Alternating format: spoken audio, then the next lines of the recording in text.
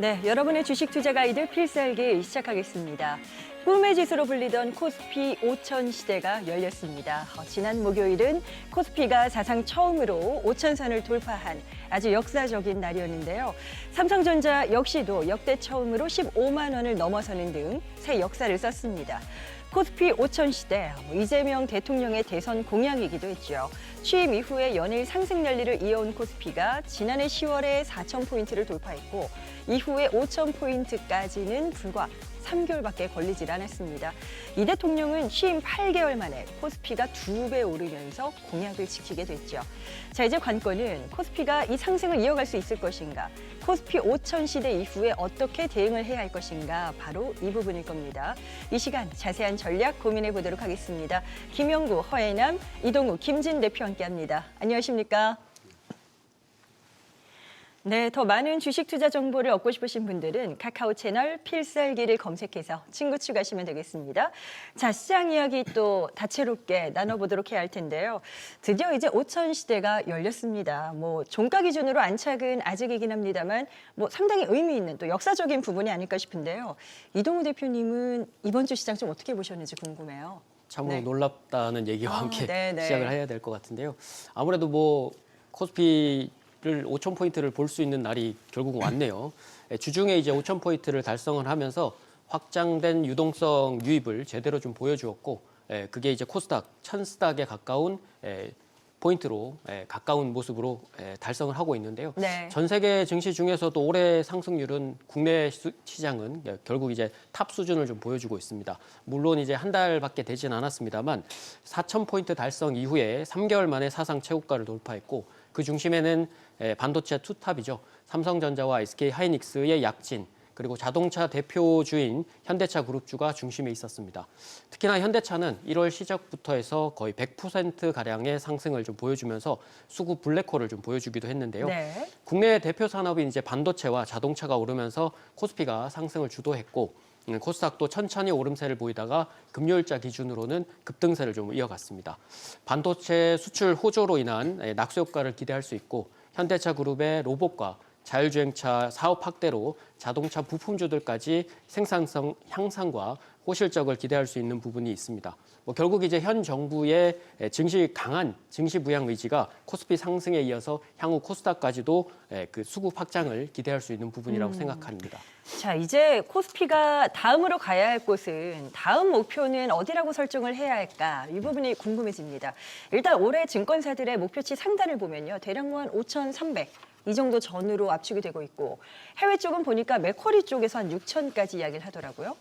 어떨까요? 허예남 대표님은 어디 선까지의 도달 가능성을 예상하시는지요? 네, 우선 이재명 정부에서는 그 다음 목표치를 이제 7,000선이라고 이제 제시를 네네. 했습니다. 현재까지의 이제 그 코스피의 추세를 보면 그 이재명 정부 출범 후에 이제 증시 활성화 정책의 일환으로 인해서 1차 4,000선까지 한번 돌파가 나왔었고, 4,000선에서 5,000선까지 올라올 때는 이제 20거래일도 걸리지가 않았습니다. 네. 역시 이제 CES 2022 후에 현대차 밸류체인이 이제 가장 수혜를 받으면서 이 가속화 구간으로 이제 진입을 했다고 보시면 되겠습니다.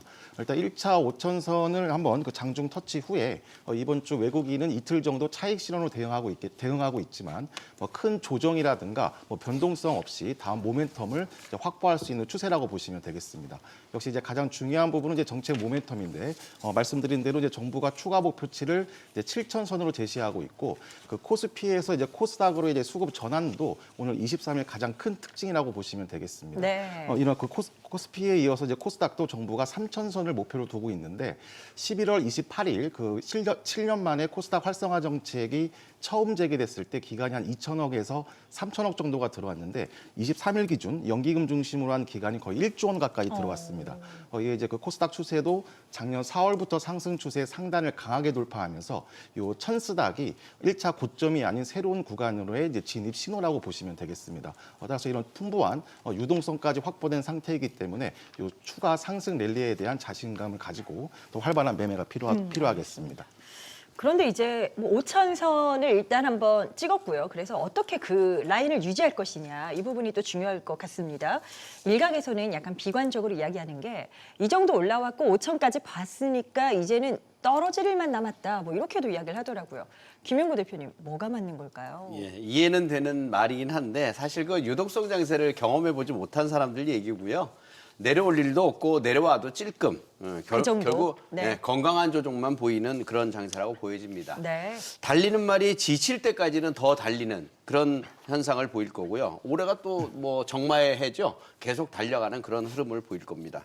제가 방송 출연할 때마다 이런 얘기를 해드렸어요. 우리나라 고객 예탁금이 계속 증가를 해서 90조 원도 넘길 것이고 100조 원도 넘길 것이다 라는 얘기를 했는데 지금 1월 22일 날 그 고객 예탁금을 보면 한 98조 원 됐어요. 네. 이제 뭐 100조 원 돌파도 머지않은 하루 이틀이면 그 돌파를 할 것 같은 그런 상태인데요.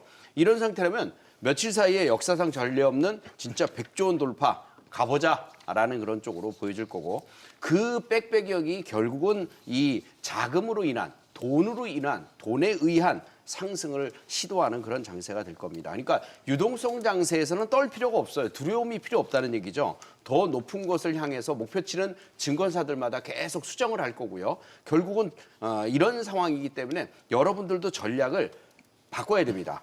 두 가지 중에 하나를 선택해야 되는데 첫째, 달리는 말에 올라타는 단기 스윙 전략을 하거나 둘째, 바닥권에서 준비된 다음 말들을 갖다가 올라타기 위한 준비를 하셔야 됩니다. 그래서 문지시되던 환율 같은 경우도 사실은 지금 1,400원 정도까지는 한두 달 안에 안정을 보일 것이라는 얘기들이 우세하고요. 네. 미국 시장이 흔들리더라도 우리나라 시장은 안 흔들리는 것을 여러분들도 눈으로 목격하셨습니다. 그러니까 좋은 장세는 좋은 장세, 즉 딴 생각 말고 좋은 장세로 그대로 있는 그대로 받아들여 주시면 될 겁니다. 코스닥 시장도요. 형님 뒤를 따라서 우리 코스닥 시장 최고치 찍은 것이 1062포인트인데요. 네. 그거 돌파하고 지속적으로 상승을 해줄 겁니다. 그러니까 겁내지 말고 이제는 저평가된 실적이 돼 있는 그런 종목들을 쫓아서 한번 매수를 해보는 전략이 중요할 것 같습니다. 결국은 이제 코스피의 분위기가 좋다 보니까 코스닥까지도 같이 가긴 할 거다. 이제 네, 기대감을 열어주셨는데 이 부분에 대해서 김진 대표님 생각은 또 어떠신지 들어보고 싶어요. 왜냐하면 뭐 새 역사를 쓰는 코스피와 너무 또 분위기가 다르다 보니까 뭐 이쪽으로 또 집중돼 있는 투자자분들은 역시나 또 소외감을 느끼실 수밖에 없고요. 뭐 알테오젠 쇼크가 있긴 했습니다만 뭐 어떻게 좀 달라지게 될까요? 네, 사실 코스피가 5,000포인트 시대를 이렇게 열면서 환호하는 동안에도 이 코스닥은 상대적으로 소외되는 흐름을 이어졌었습니다.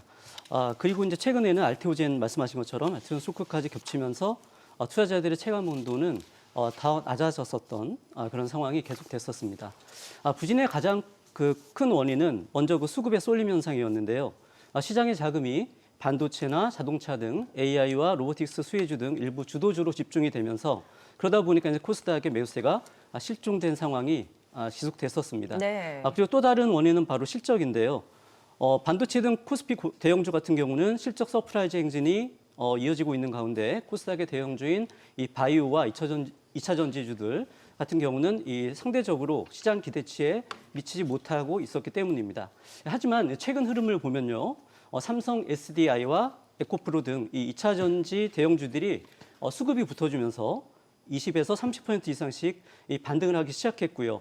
때마침 23일 기관이 그 코스닥을 1조 원 이상 순매수를 해줬어요. 이게 사상 최고치로 저는 알고 있는데요.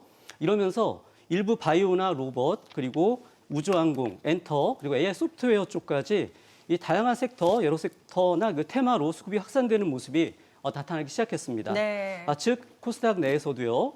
업종별, 테마별 순환매가 이제 시작되려는 조짐이 보이고 있다는 것입니다.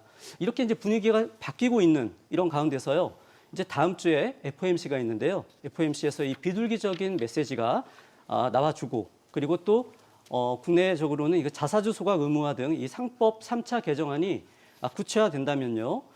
미국의 그 러셀 2000 지수가 사상 최고치를 하는 것처럼 이 코스닥 중소형주로의 그 온기 확산 그리고 그에 따른 천스닥 돌파와 함께 이 코스피 지수와의 키 맞추기를 하는 동시에 이 신고가 랠리가 코스닥에서도 나타날 수 있을 어. 것으로 이렇게 판단해 드리겠습니다. 네, 지금은 상대적으로 눌려 있는 부분들 하지만 언젠가는 또 이런 키 맞추기가 진행될 가능성이 있다. 뭐 공통적 내용으로 또 저희가 종합해 볼 수 있을 것 같고요. 코스피 5천의 주역 중 하나 바로 현대차일 겁니다. 피지컬 AI 이를 기반으로 해서 지금 현대차가 로봇주를 또 이끌어가고 있는 그런 모습들이 포착되고 있죠. 현대차 주가가 한 55만 원. 터치를 하고 이제 또 내려온 상태인데 이동훈 대표님 목표 주가 85만 원도 이제 이야기가 되고 있잖아요. 네, 현대차의 질주가 정말 무섭습니다. 뭐 올해 상승률만 거의 100% 정도인데요. 네. 그만큼 이제 그 유망한 미래 가치를 제시했고 거기에 버금가는 85만 원에서 100만 원까지의 주가 상승도 예상이 되고 있습니다. 뭐 업계에서는 이 현대차가 테슬라를 상대할 수 있는 유일한 업체라는 평가를 받고 있고 최근에 이제 보스턴 다이내믹스가 현대차 생산성 혁신의 결정적 전환점이 될 것으로 전망을 하기도 했습니다. 또한 보스턴 다이내믹스 간접 지분 가치가 35조 원, 그리고 기존 자동차 사업 가치가 69조 원, 휴머노이드를 활용한 자율주행 파운드리 비즈니스의 확장 가치도 60조 원으로 평가받으면서 총합으로 이제 160조 원 평가를 좀 받았는데요. 현대차는 생산성 혁신을 기반으로 차후에 이제 자율주행 파운드리 완성 단계에 진입도 할 것으로 지금 전망되고 있고 구글의 제미나이 로보틱스가 인공지능과 전략적인 협력을 통해서 두뇌 확보를 한 상태고 현대차 그룹의 방대한 공장 데이터 그리고 경영진의 빠른 의사결정 구조나 뭐 양산 역량 등을 고려할 때 이 강점을 지닌 피지컬 AI 업체는 결국 현대차 그룹과 테슬라뿐이라고 이제 밝히면서 네. 본격적인 로봇 시장 성장과 자동차 산업 연관성 그리고 상승에 동참해야 될 때가 아니라고 동참해야 될 때라고 생각이 듭니다. 지금 또 저희가 봐야 될 내용 중에 하나가 엔비디아 젠슨 황 CEO의 다보스 포럼 연설이 주목받은 부분, 바로 이 부분입니다. AI 인프라 구축을 위해서 수조 달러의 추가 투자가 필요하다 이렇게 말했는데요. 이렇게 된다면 이제 AI 버블론을 또 그간 저희가 지속적인 노이즈 중에 하나로 봤었는데 화이남 대표님 그런 우려감은 좀 날렸다고 봐도 될까요? 네, 뭐 충분히 그 한번 해소를 하면서 오히려 이제 사상 최고치 랠리를 준비하고 있는 흐름인데 네. 그 11월 AI 거품론이 처음 발생했었고, 네, 또 12월에는 추가적으로 이제 오라클 수익성 논란으로 인해서 이제 두 번째 그 또 한번 변동성이 있었습니다. 이제 이 구간대 큰 장기 상승 사이클 안에서 이제 중간 평가 단계라고 말씀을 드렸었는데 이제 그런 평가가 대부분 완료된 흐름입니다. 추가 상승 동력도 이제 확보하는 흐름인데 젠스랑 CEO가 이제 중국 내 H200 판매를 위해서 중국 방문을 예정되어 있고 말씀하신 대로 이번 다보스 포럼 연설을 통해서 AI에 대한 자신감도 적극적으로 표현을 했습니다. 네. 이런 표현도 언급을 했습니다. AI 로보틱스를 세대에서 한 번 오는 기회라고 표현을 했습니다. 이런 것들을 이제 목표로 두면서 추가적으로 이제 단순한 AI 기술이 아니라 이제 인프라에 집중을 해야 된다고 표현을 했는데 지금까지는 이제 빅테크의 투자 중심으로 이제 그 AI가 움직였지만 좀 더 극대화하기 위해서는 이제 정부라든가 그리고 또 국부 펀드, 연기금까지 인프라 파이낸싱을 구축을 하면서 추가 투자가 필요하다고 이런 언급을 했습니다. 따라서 전체적인 이제 AI 분위기를 의심할 필요는 없고 오히려 추가 상승 랠리를 준비하는 그런 타점이 필요하겠습니다. 네. 이번 주 트럼프 대통령의 그린란드 관세 부과 이슈가 있었습니다. 이 부분도 또 시장에 영향을 많이 또 줬었죠. 일단은 트럼프 대통령이 관세 부과 계획을 철회하면서 안정은 되찾았는데 이렇게 또 협상이 꼬이다 보면 언제 또 이 관세 카드를 들고 올지 몰라서 여전히 또 불안 요소는 남아 있겠고요. 김영구 대표님, 그린란드 사태는 뭐 시장이 어떤 변수라고 보시는지요? 요거 당장 정답을 내기는 좀 어려울 것 같아요. 근데 시간 끌기의 그 흐름이 전개가 될 것 같고요. 일단 그린란드 총리가 미국의 일부가 되느니 우리 덴마크에 남겠다 이렇게 얘기를 했고요. 네. 또 국민들도 또 그렇게 대부분 생각하는 것 같아요. 트럼프는 쉽게 편입시키려고 하지만 이견이 좁혀지지 않는 상황인데요. 나토 또한 쉽게 그 트럼프 손을 들어주지는 못하고 있는 상황이죠. 그렇다고 해서 트럼프 대통령이 야욕을 내려놓느냐 그렇지는 않을 것 같아요. 그래서 서로 밀고 당기는 억지 추진격의 그 추진을 할 것 같은데요. 네. 그러다가 요번에 한번 된통 당했죠. 반대하는 나라들에게 관세를 딱 들이밀었다가 채권 시장 출렁이지 주식 시장 출렁이지 그러니까 에코머니나 해갖고 타코라 그러죠. 예, 그런 현상을 나타나는 현상을 보였는데요. 미국 시장도 출렁거리고 채권 시장도 출렁거리니까 꼬리를 내려버렸어요. 그래서 시장이 큰 영향을 앞으로 이 그린란드 문제에 대해서 시장이 큰 영향을 갖다 주는 일은 크지 않을 것 같아요. 아, 그래요? 네, 그래서 네. 그 추세를 역행할 정도로 하락을 한다든가 뭐 충격을 준다든가 이런 일은 없을 거니까 단발적인 영향에 그칠 것이니까 너무 걱정하실 필요는 없겠다 이렇게 말씀드리겠습니다. 알겠습니다. 자, 지금 이 그린란드 사태뿐만 아니라 우크라이나 종전 협상이 이슈가 되고 있는 부분들, 또 게다가 뭐 이란 사태라든지 대내적으로 지금 뭐 지정학적 리스크적인 이슈가 좀 많아요. 이렇게 된다면 방산주에는 어떤 변수가 될 것인가? 또 방산주에도 관심 있게 보시는 분들이 계시니까요. 여기에 대한 의견은 또 김진 대표께 들어보도록 하겠습니다. 예, 네. 맞습니다. 좀 전에 김영우 대표님 말씀하신 것처럼 이번에도 그 트럼프 대통령은 일단 질러놓고 물러서는 말 그대로 그 타코 네. 그런 전략을 또 보여줬는데요. 그에 따라서 일단은 유럽에 대한 관세 위협은 일단 철회됐지만 이제 수면 아래로 살짝 가라앉았습니다. 하지만 이제 이란 등 지정학적 리스크는 여전히 언제 터질지 모르는 이 시한폭탄처럼 아직 남아있다고 보시는 게 맞습니다.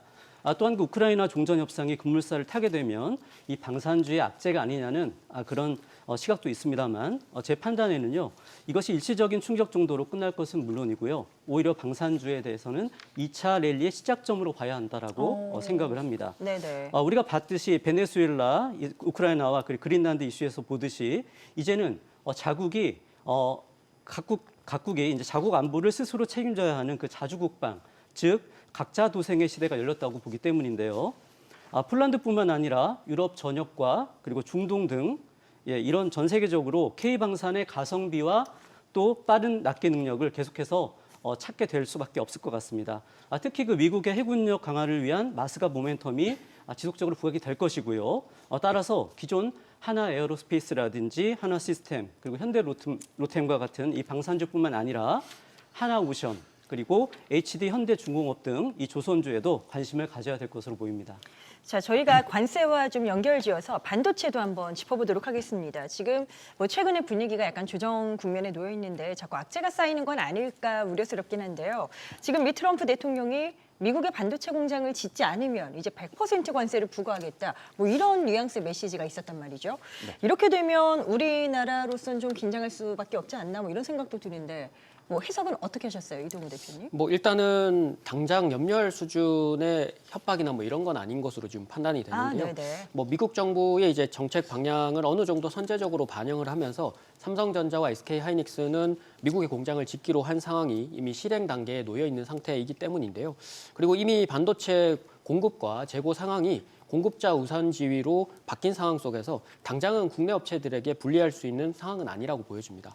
다만 이제 최근 트럼프 행정부가 미국 내에 신규 반도체 생산 시설을 구축하는 대만 기업에 대해서 생산 능력의 2.5배까지 수입 시에 관세를 면제하고 그리고 신규 시설 완공 후에는 생산 능력의 1.5배까지 무관세 혜택을 부여하기로 합의하면서 네. 사실상 미국 반도체 산업의 준 내부 조직에 가까운 대우를 받게 됐습니다. 결국 이제 한국은 최애국 대우를 확보하면서 최악은 좀 피한 상황이지만 베스트는 아니라는 평가가 좀 지배적인 상황인데요.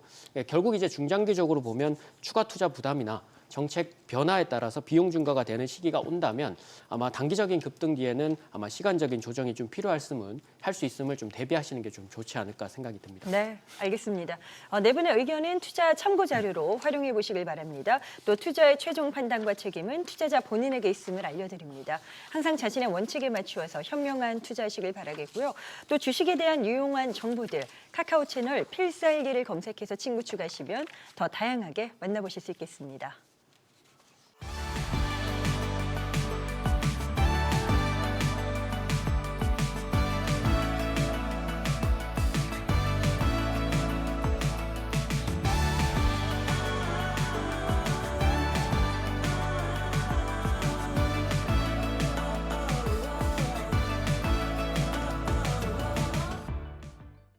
네, 지금 시장에서 많은 관심을 받고 있는 주인공들은 과연 어떤 섹터일까요? 이번 주 핫했던 업종들 정리해보면서 전략 이야기 나눠보겠습니다. 자, 화면으로 먼저 리스트부터 만나보시죠. 자, 먼저 가볼 곳은 뭐 로봇, 2차 전지, 조방원도 등장을 하고요. 바이오, 우주항공까지 준비가 됐습니다. 뭐 로봇주는 현대차를 필두로 해서 상승 랠리가 이어지고 있는데 현대차 아틀라스 양상 기대감이 있죠. 이 때문에 뭐 소프트웨어 관련주들 또 로봇 부품 쪽 같이 덩달아 분위기가 좋습니다. 됐습니다. 자, 허인남 대표님, 지금은 로봇주를 어떻게 접근하는 게 가장 좋은 선택일까요? 네, 작년 하반기부터 최대 상승폭을 기록했던 섹터가 이제 로봇 섹터이기 때문에 이제 섹터별 순환 매상, 이제 일부 차익 실현이라든가 숨고르기도 반드시 필요할 겁니다. 하지만 이제 이런 조정 구간 때는 오히려 추가 상승을 앞두면서 다시 한번 비중 확대가 필요한데 모멘텀을 계속 확대하고 있습니다. 말씀하신 것처럼 이제 보스턴 다이내믹스가 미 나스닥 상장까지 준비하면서 시총 30조 원까지 기대가 되고 있고 또 앞서 말씀하신 것처럼 이제 현대차의 목표가도 84만 원까지 이제 제시가 되고 있습니다. 그리고 전체적인 이런 로봇 산업에 대한 이제 사이클을 이제 설명드리기 위해서 이제 표를 하나 준비했는데 네. 그 휴머노이드 로봇과 이제 전기차의 그 세 단계를 좀 비교해놨습니다. 크게 세 단계로 발전을 하는데 첫 번째가 테마 투자 단계, 그리고 또 두 번째가 산업 모멘텀 초기 단계, 그리고 또 마지막 단계가 이런 산업 모멘텀의 이제 가속화 단계라고 보시면 되겠습니다. 현재 이제 휴머노이드 로봇의 그 위치는 15년부터 17년까지 형성했었던 2차 전지의 자리입니다. 따라서 지금 아직도 중장기 추세상으로는 오히려 양산 시작 등 본격적인 아직 가속화 단계가 전이기 때문에 이런 좀 의미 있는 조정이라든가 그런 가격 조정이 나오면 오히려 비중 확대로 접근하는 전략이 필요하겠습니다. 네. 비중 확대까지도 앞으로의 더 가능성도 계속해서 이제 더 좋게 보시는 건데 이동우 대표님은 어떠세요? 뭐 동의하시는 부분이 많으실지도 궁금한데요. 네, 뭐 여기서 더해질 얘기는 뭐 중국 쪽의 상황도 지금 좀 긍정적으로 많이 보여지는데요. 네. 작년에 이제 로봇 부품의 이제 가격들이 대규모적으로 하락을 하면서 중국은 양산 단계, 로봇 양산 단계를 지금 진입을 시켜놨습니다. 결국 이제 그게 전체 로봇주 랠리가 테마성이 아니라 글로벌 AI 산업 확장 흐름과 맞물려서 중장기 성장 기대를 할 수 있는 과정이라고 좀 보여지는데요. 뭐 변동성 확대 이후로는 목석 가리기가 중간중간 생기긴 하겠지만 결국 이제 국내 대기업 투자들도 계속적으로 로봇주들의 약진을 도와주고 있는 상황이다 보니까 뭐 삼성전자의 레인보우 로보틱스, 뭐 SK텔레콤의 시메스, 그리고 LG전자는 로보스타, 두산그룹은 이제 두산 로보틱스 등 대표적으로 투자 확대로 인해서 중장기적인 안정적인 성장이 가능할 수 있는 그런 모멘텀을 가진 종목들을 투자하시는 것도 좋은 방법일 것 같습니다. 네, 첫 번째로 살펴본 섹터가 로봇이었습니다. 다음으로는 이제 2차 전지로 넘어가 보도록 할 텐데요. 이번 주 휴머노이드 로봇의 핵심 부품으로 이제 배터리가 주목을 받았죠. 그러면서 2차 전지가 함께 관심을 받았습니다. 특히 전고체 소재 쪽, 이쪽 종목들을 중심으로 해서 또 관심이 높았는데 김영구 대표님, 이제 이쪽 상승이 좀 나왔잖아요. 분위기를 계속 좀 탈 수 있다 보세요. 네, 탈 수 있습니다. 1월 22일 날 움직임을 보면 전고체 쪽이 강하게 아주 빠르게 급등하는 모습을 볼 수 있었죠. 오랜만에 볼 수 있었던 상황이고요. 대표적인 종목들이 배터리 셀 쪽에서는 LG엔솔이라든가 삼성 SDI가 눈에 띄었고요. 소재 관련 쪽 중소기업들 중에서는 레이크 머티리얼이라든가 롯데에너지 머티리얼, 그다음에 이수 스페셜티 케미컬 이런 종목들이 이제 급등 양상이 좀 나타났어요. 네. 근데 이들 종목들뿐만이 아니라 반도체 로봇주 급등할 때 숨죽여 있던 소재의 대장주라고 할 수 있는 에코프로, 에코프로 BM, 포스코 피처엠, LNF. 제가 항상 여러분들에게 2차 전지 얘기할 때 주도 개념으로 말씀을 드리고 있죠.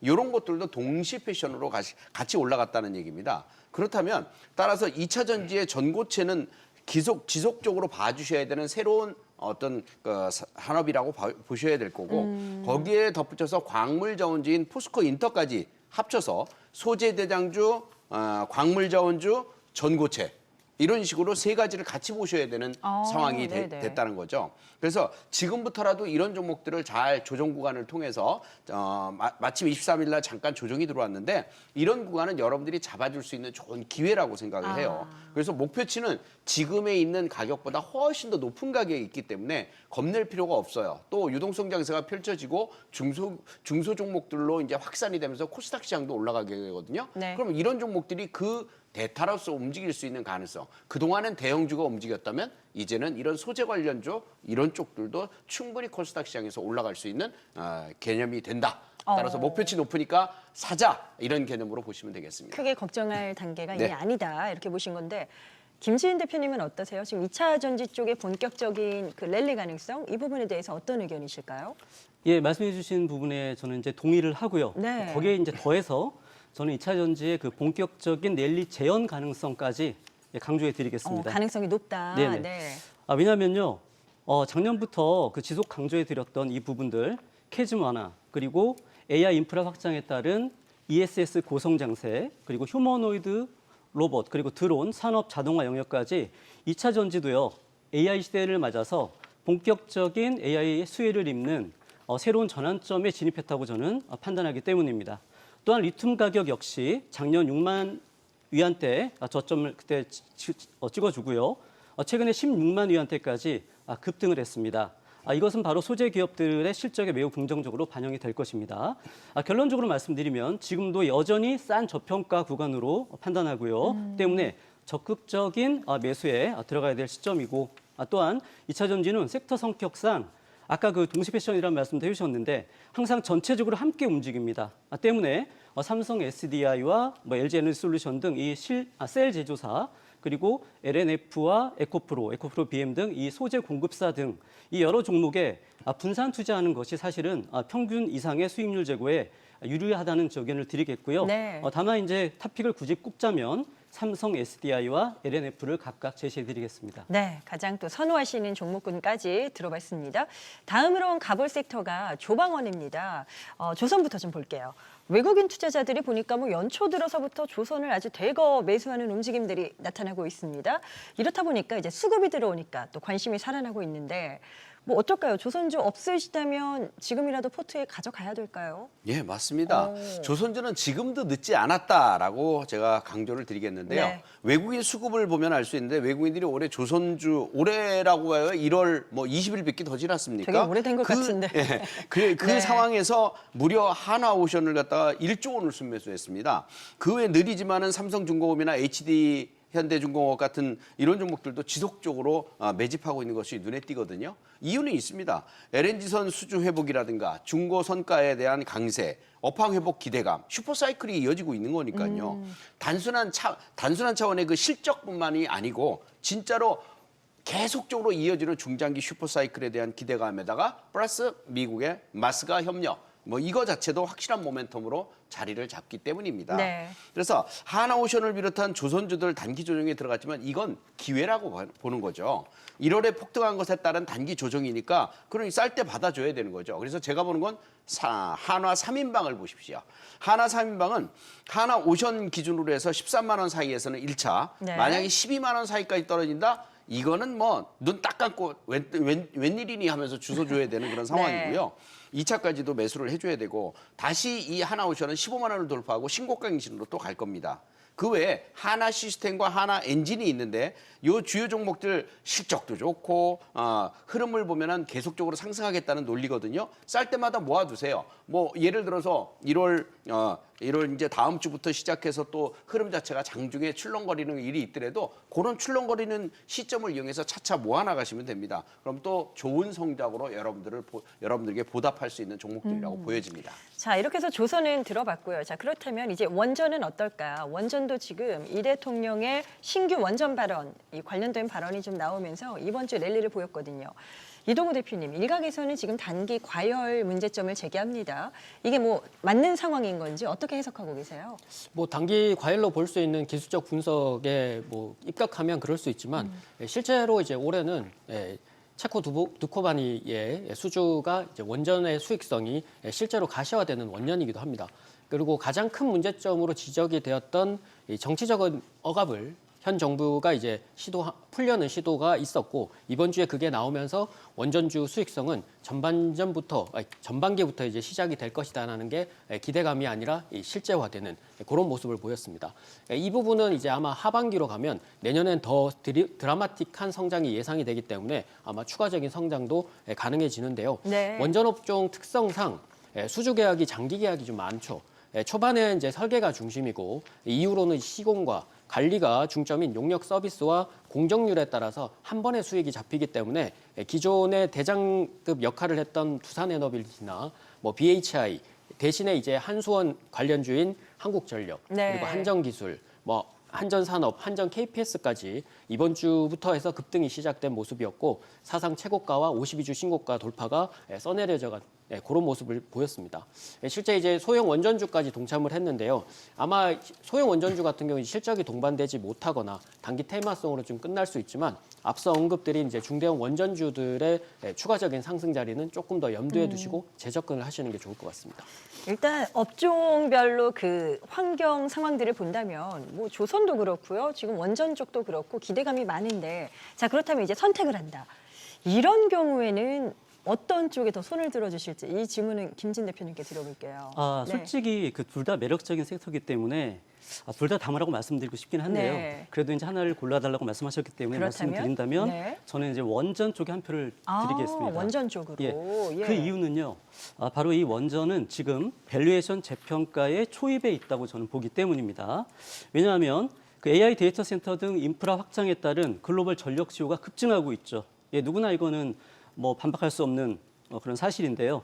이 그 전력 수요 급증에 따른 이 공급 부족이 거의 그 유일한 대안이 바로 원전이라는 점이고요. 또 그에 따른 미국의 SMR 정책을 포함한 글로벌 탈원전에서 원전으로의 회귀를 하고 있는 것은 물론이고요.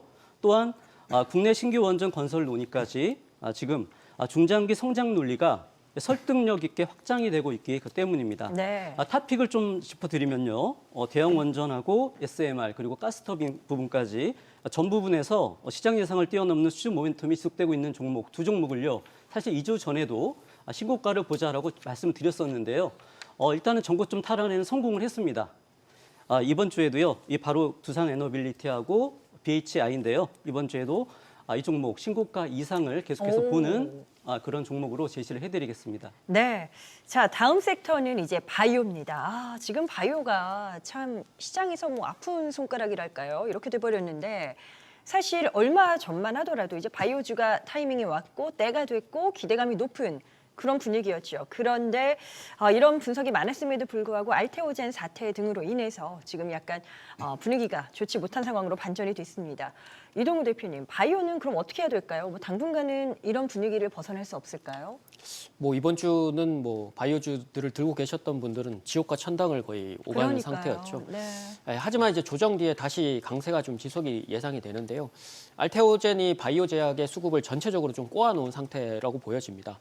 뭐 1월 FOMC 회의 이후로 이제 금리 동결이 유력하기 때문에 그게 지나면서 향후 금리 경로에 대해서 나오게 되면 다시 순환매 유입에는 크게 문제가 될 상황으로 보여지진 않습니다.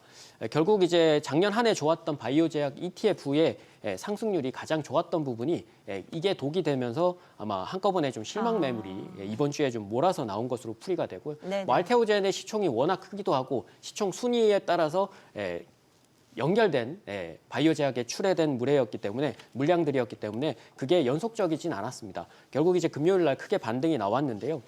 섹터 내에서 이제 3,000당 제약이 최고가를 돌파를 했고 메지온이나 뭐 코랑 티슈중 등이 이제 공급 기한이나 임상 3상에 대한 기대감이 높아지면서 상대적으로 강세를 좀 보였다는 점. 그리고 시총 상위 바이오 제약주들이 알테오젠을 제외한 나머지 종목들이 대다수 이제 금요일 날 다시 반등이 나왔는데 수요일 날 급락한 이전 시점까지 회복을 하거나 요랬던 종목들은 대부분 다 다음 주에 다시 재차 반등이 나오는데요. 네. 뭐 리가캠, 그다음 오름 테라퓨틱 그리고 에이프릴 바이오 등이 고자리를 넘어서면서 추가 상승 기대감을 높였고 향후에 이제 대규모 기술 이전 계약까지 나오게 되면 다시 한 번 더 업종 내 순환매 유입은 기대해 볼 수 있을 것 같습니다. 일단 이런 분위기를 딛고 나면 그 조정 뒤에는 다시 한번 또 반전의 그 가능성이 열려 있다라는 점, 이 부분 또 참고하시면 좋을 것 같고 회남 대표님은 어떠세요? 바이오 쪽 의견 한 번 더 들어보고 싶어서 좀 여쭤볼게요. 네, 앞서 이제 그 이동호 대표님께서 이제 말씀하신 것처럼 이제 이번 주 알테오젠 사태에 대한 충격을 이제 단기 충격 정도로 이제 해소하는 흐름이 나올 건데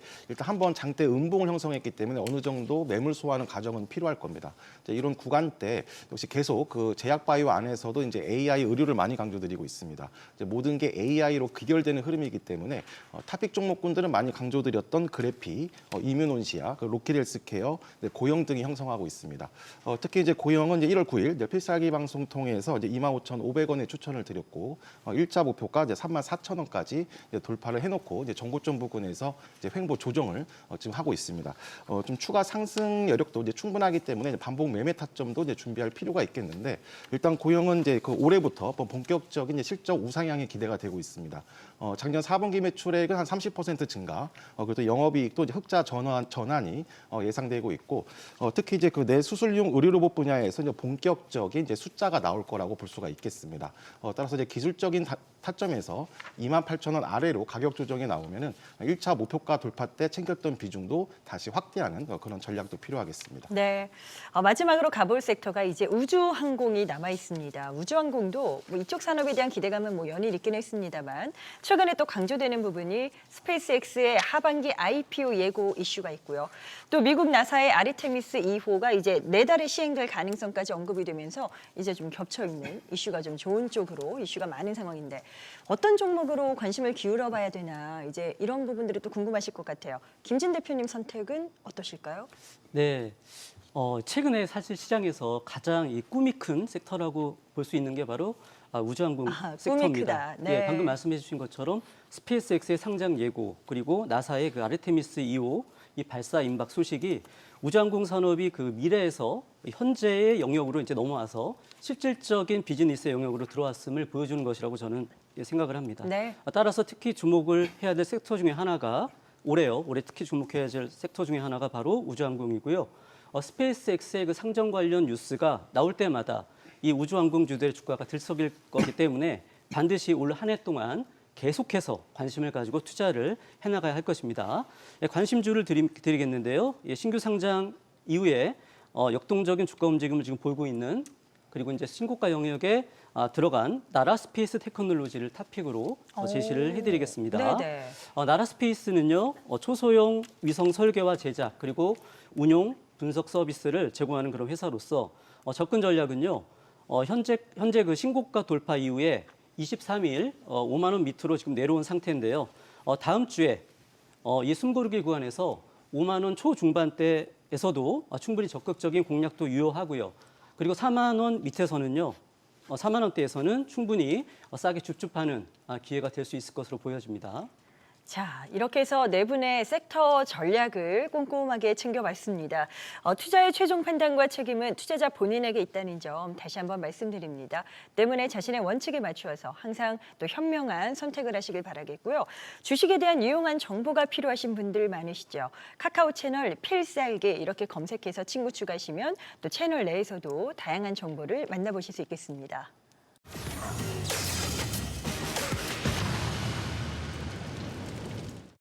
네, 수익 파이터 이제 다음 주 관심을 가져볼 만한 그 유망주를 찾아보는 시간입니다.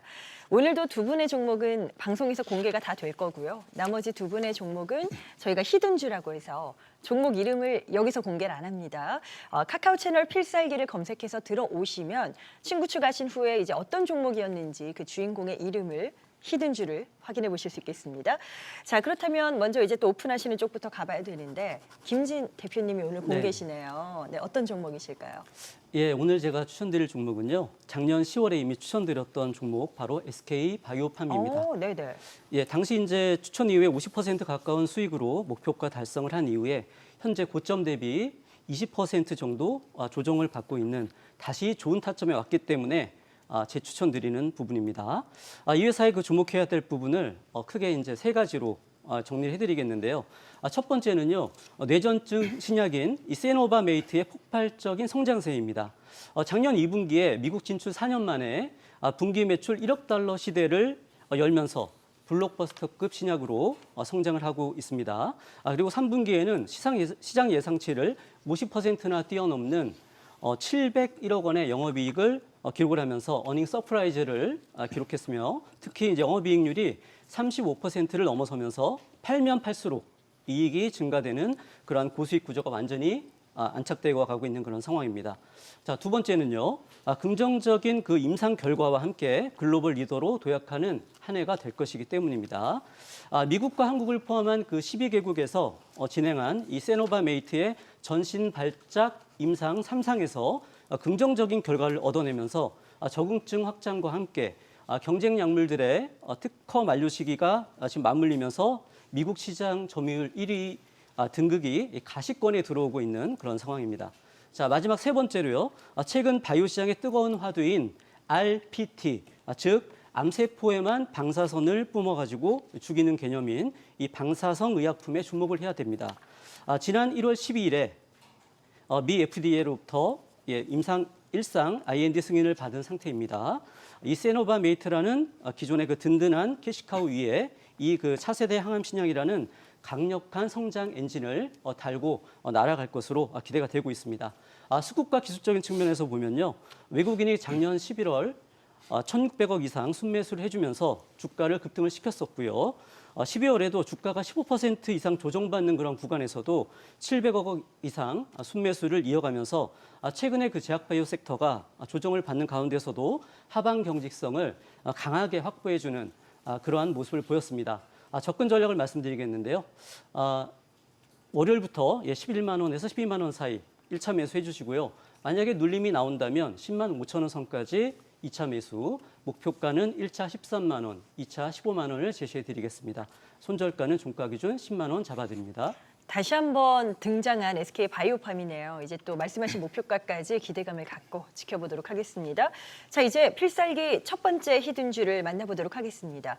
저희가 종목 이름은 카카오 채널에서 공개할 겁니다. 자, 그러면 어떤 모멘텀 있는 종목인지 허인남 대표님께 히든주 첫 번째 좀 들어보도록 하죠. 네, 로봇 후속주를 갖고 왔습니다. 로봇이군요. 네, 그 네. 지난주 유일 로보틱스를 이제 그 돌파 공략으로 드렸는데 유일 로보틱스처럼 이제 신고가를 앞둔 이제 종목이라고 보시면 되겠습니다. 히든주는 이제 유압 및 진동 정밀 제어 기술을 이제 적용을 해서 유압 로봇 시스템을 제조하고 이제 판매하는 기업이라고 보시면 되겠습니다.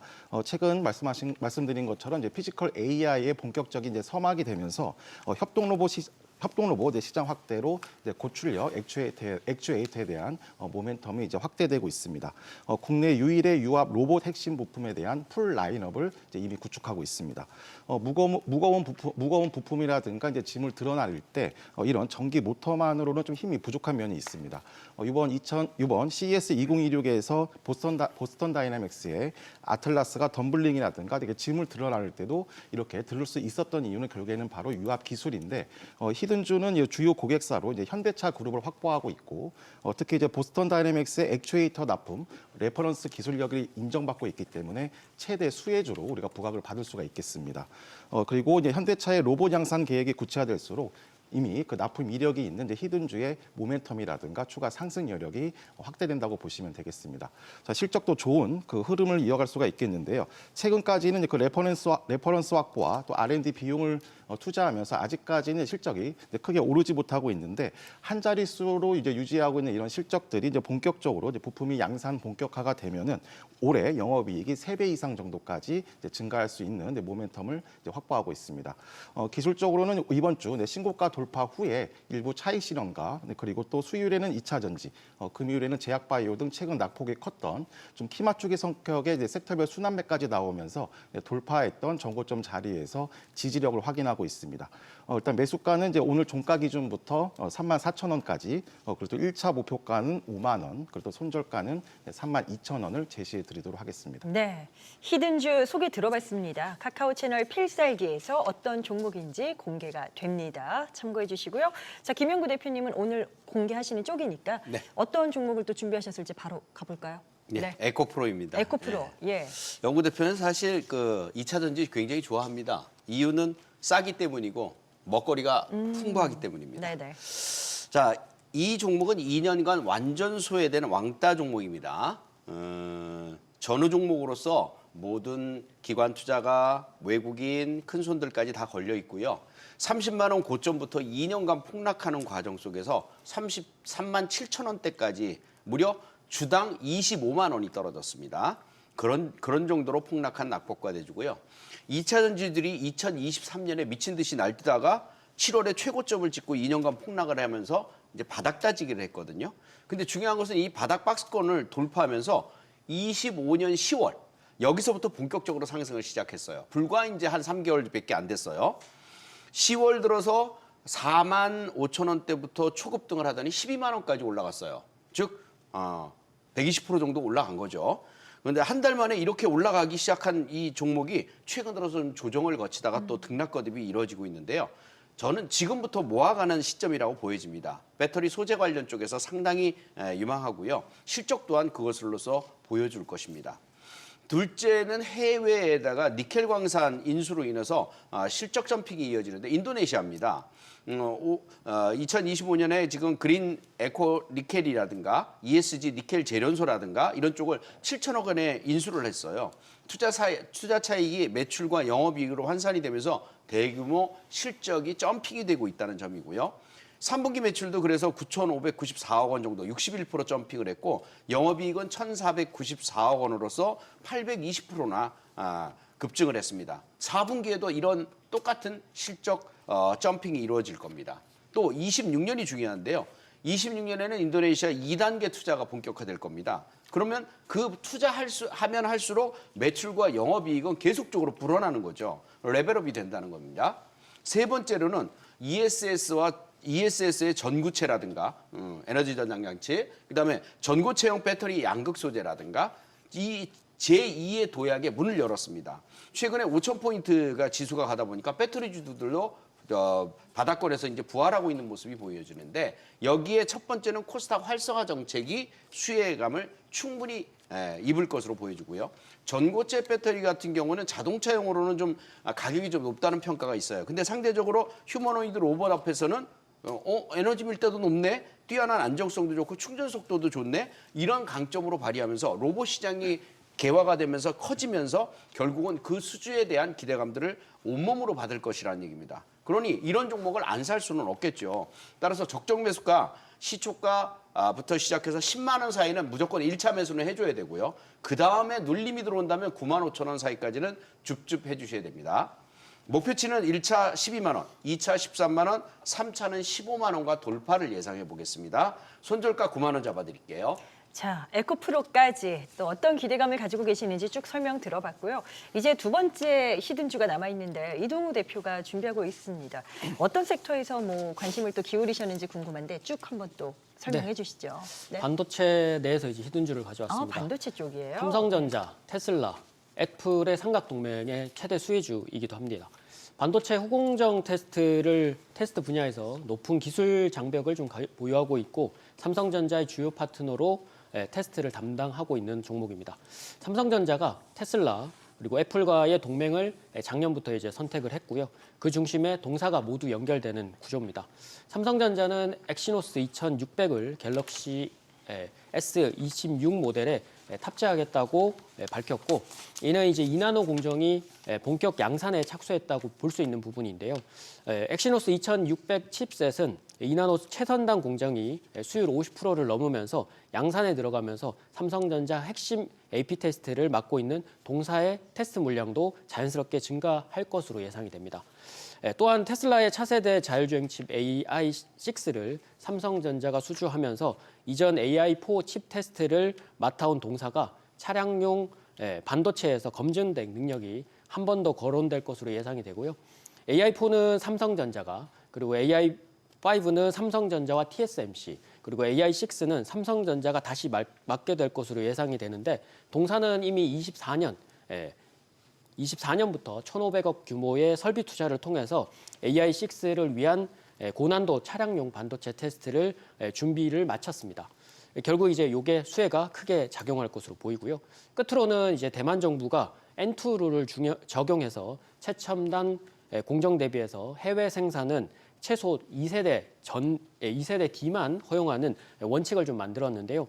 TSMC의 미국 팹인 애리조나 공장 1공장은 4나노가 24년 말부터 가동 중이지만 이 공장은 3나노를 27년부터 양산 예정이기 때문에 실질적인 2나노는 삼성의 테일러 팹에서 당분간 제공될 가능성이 높다고 보여집니다.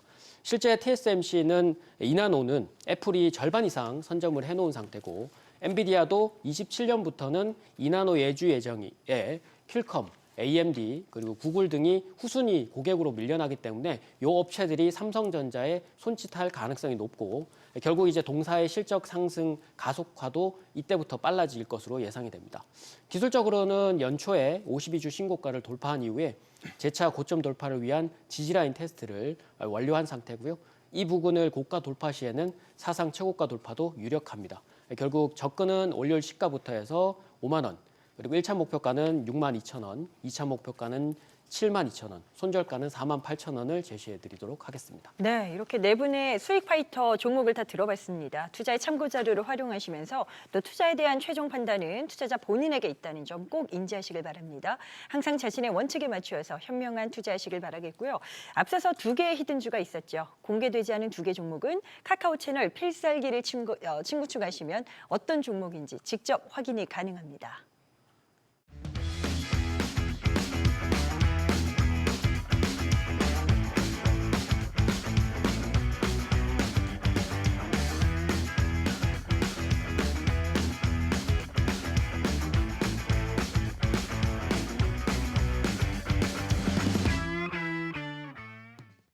네, 저희가 준비한 내용은 여기까지입니다. 오늘보다 더 나은 수익을 위해서 다음 이 시간에도 성공 투자를 위한 지침서가 되어서 함께하도록 하겠습니다.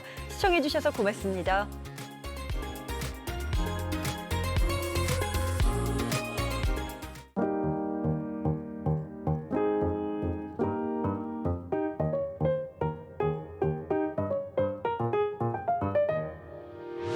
의견 있는 경제 채널 SBS 비즈